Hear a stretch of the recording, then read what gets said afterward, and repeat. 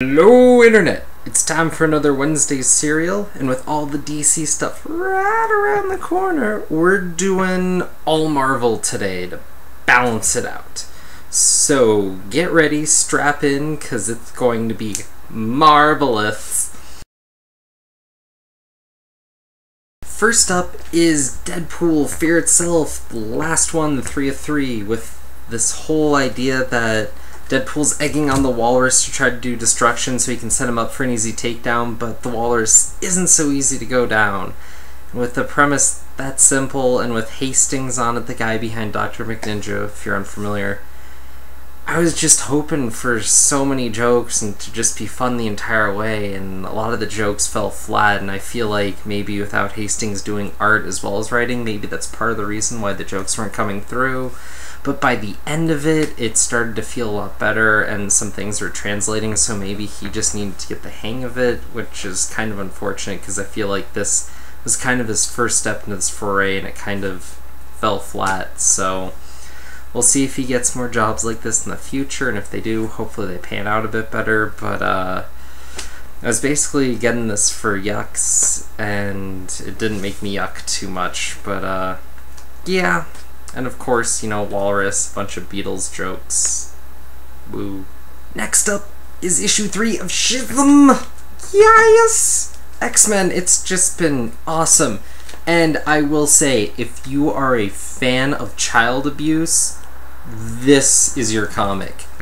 Dang. I mean, the best part in here was the Hellfire Club has basically been taken over by a bunch of frackin' kids, and they quickly set up some of these characters, and they're pretty entertaining in their own right. Just all these homicidal kids playing as the Hellfire Club. And there is a great scene in here where they're coming in, and it basically goes like this: leaders of the mob appear to be children. Children Hellfire gear? And then Namor is just off to the side and goes, I've hit children before. I don't know why, but that's gold. Just gold. And you start seeing where the actual fraction between the teams is going to be coming from, between Cyclops and Wolverine. So interesting, definitely a great read. And I mean, as far as events go, I know all these issues are $3.99, but they're damn good. The art's all in all of them, different artists for each one, and this is going to be kind of the X-Men. The X-Events for the past few years have always been stellar and actually had quality endings, so I have a lot of hope for this. And, you know, with it just being its own book and being one of 2 X titles I'm getting right now, totally worth it, so highly recommended. Then, despite all that, and normally being against events, I know I got sucked into one, and you know it is, so let's talk about it without talking about the main title. Okay, Spider Island. First off, the one-shot Deadly Foes, and I was a little hesitant for $4.99, damn, and I know I'm not supposed to be talking about price as much, but damn. But it worked out. This was essentially 2 smaller comics just next to each other. One's about the Hobgoblin, one's about the Jackal. They're both pulled off really well. The art on both of them is actually pretty solid, and the way they write the Jackal is basically like Joker for Spider-Man. I don't know, it was working alright, but a little quirky. And the way they do the Hobgoblin story was actually fairly compelling, though still this new Phil Urch as Hobgoblin, they couldn't have done someone else or something. I don't know, it just kind of hurts me because I grew up with Phil Urch kind of being that nerdy almost hero, but then not really, and him kind of just being more in the background, occasionally helping out or whatever, was better, especially with the whole Spider-Girl history, and you realize that it's just kind of sad that they did this, I feel. But oh well, we're past it now.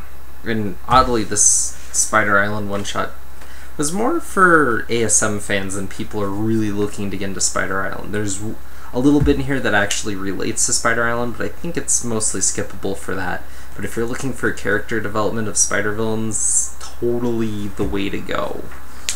And cackling. So much cackling. Spider-Girl mini, which is really, in some ways, just a continuation of the Spider-Girl story that left off last month. Whatever. She has her powers back, because everyone has spider powers. And they set up this whole clan of the Hornets thing, you know, trying to kill spiders, and creates a little compelling bit. And spoilers, there's this villain who names rhymes with Bing Bin at the end, who ends up having powers and has reasons to want to work with Spider-Girl, and oh my god! And I don't know why, but this event's just working for me, because all little things, and it's just fun. They're not trying to create this big political statement, but things are getting said in the meanwhile, and it's just...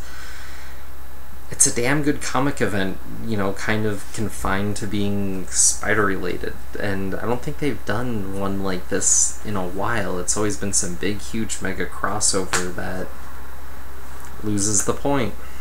So it's nice to see this. Then, of course, Venom's caught up in the whole Spider Island thing, and BAM! Check out that cover. Not normally huge on this stuff, but that's a cool cover. Damn!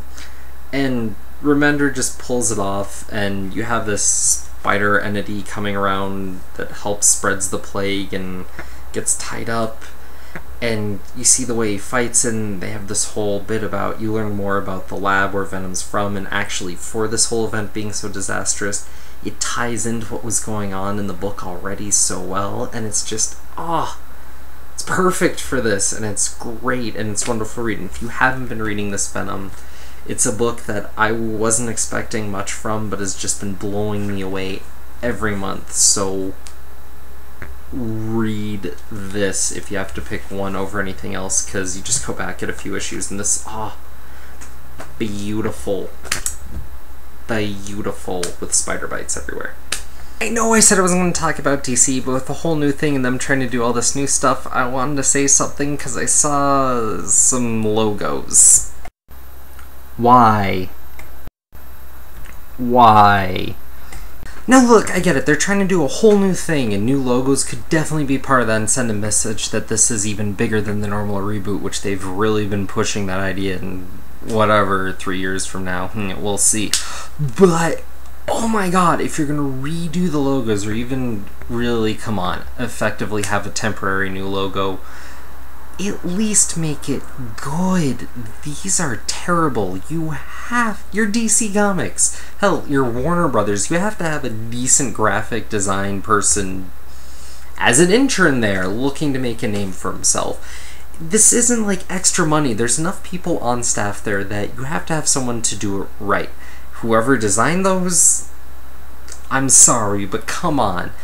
It's not even, okay, the Batman one, just the layout and the text and everything. Oh, no, it doesn't work. Maybe Spawn? Sure. Batman, no. The Wonder Woman one, the layout, okay, but the colors. Come on, people. Come on. So anyways, you know the drill. Comments, questions, death threats below, and yes! Hurrah! Follow me if you want with the buttons, and please comment. I know they made it a bitch because YouTube likes making things harder. If you want, you know, you can just tweet my ass. I'm at magicalmatt42, one word, bing bang boom, spelled correctly, whatever.